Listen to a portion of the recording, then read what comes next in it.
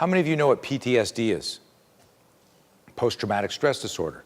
Well, you only get that after. Well, I've coined another type of PTSD, and it's called pre-traumatic stress disorder. And that's people that worry about shit. The difference between a warrior and a worrier is a fucking letter. It's a spelling mistake, because we don't teach people how to think self-defense emotionally in your brain first. And everything you do when you look at somebody and go, I hope they didn't count that rep. You look at somebody drop their weight and go, are they finished already? You look at somebody's time and go, we do those little games, right? Like cheating in golf, right? Oh, there's my ball, right? I'm the only one that cheats in golf. I don't play golf.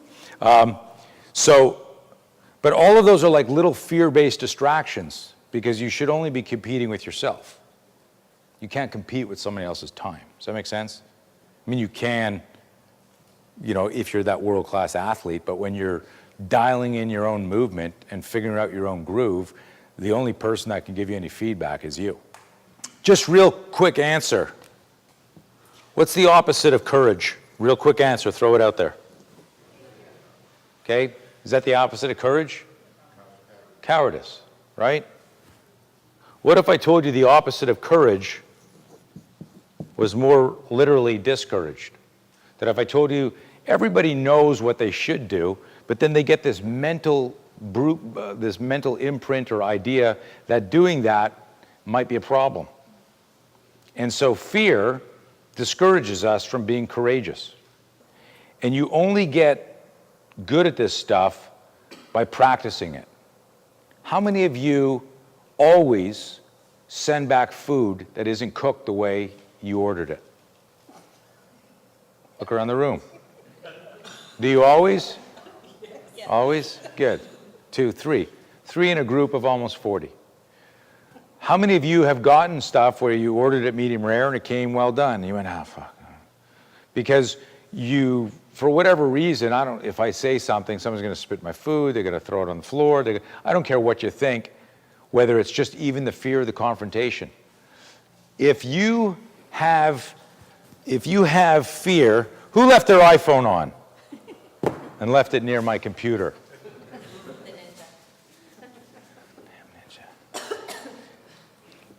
If you won't defend your time and your money with sending back food, will you defend yourself? This is a rhetorical question. Will you defend yourself when it counts?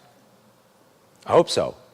But what I'm suggesting to you is that anytime you get that kind of like authentic integrity, I should say this, I should do this, that the moment that you go, you know what, never mind, was because you discourage yourself by something you're visualizing internally. My daughter, 10 years old, starting at a new school, got really scared. And it was really creating a problem with my wife and I, because she'd keep herself up at night. She didn't want to go to school in the morning. And it was awful, to the point where you're going, just get in the car, you have to go to school, you can't stay home, and you're like, why am I talking to her like that? We didn't know what to do. So I go to Starbucks, and watch how this works. Go to Starbucks, she gets a chamomile tea, I get a tea, we go sit in the car, I pull up my iPad, and I pop this up. She's 10. I go, Lou, this is cycle behavior. You're in the fear loop. She's like, now she's seen this before. I mean, she's grown up running around seminars and stuff, but she never paid attention. I said, there's something going on in here that's causing the problem with school. I go, Lou, I need to get motivated at school. You got this negative expectation because you're visualizing a bunch of negative stuff because you believe something that I don't even know what the problem is. You have what we call neuroassociations, how your brain links up a symbol and it's causing this fear spike, and now suddenly you're hyperventilating, you're freaking yourself out. You need some fear management skills. False expectations appearing real, false evidence appearing real. You're looking or thinking about something that's debilitating you in your mind, that's preventing you from moving and going to school. She's like, Dad, I have no idea what you're talking about. So I go, you're in the fear loop, sweetie. What are you afraid of? I don't know what I'm afraid of. Of course you do. What are you afraid of? She goes, I have no friends. I go, you have no friends? I said, okay. Well, you know that here's a neat thing. If you're afraid of there not being any friends for you, you're going to give off this energy like you don't want any friends. I know that sounds crazy and stupid, but if you sit there going, like looking around, like waiting for someone to come over to you, people are going, what the fuck's her problem? And they might not say her problem, but they will say, what the fuck, you know? And that's how I talk to my kids. They get it. And so she says to me, I look at her and she starts to giggle, and I go, is there anybody there that looks like a nice kid that you would like to be friends with? She goes, yeah, this one girl. I go, what's her name? She goes, Cassie. I said, okay, cool. I said, I'm taking you to school tomorrow.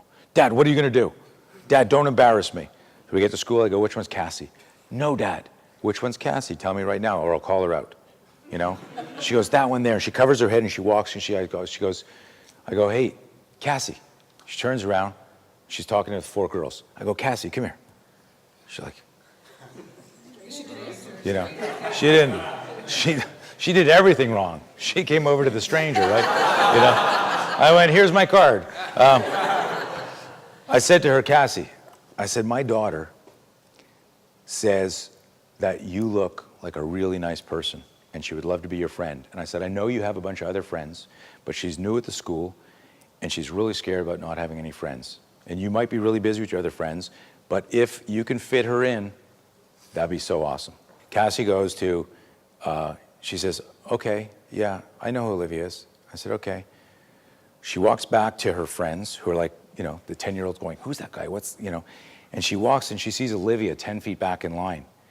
And she pauses, doesn't even say anything to him, and walks back and stands beside Olivia. And now they're best friends. And now Olivia has another best friend. And she has another best friend. And what it was amazing. It wasn't like some attacker who attacked me. I was sitting down, I'd used this on an iPad with my daughter.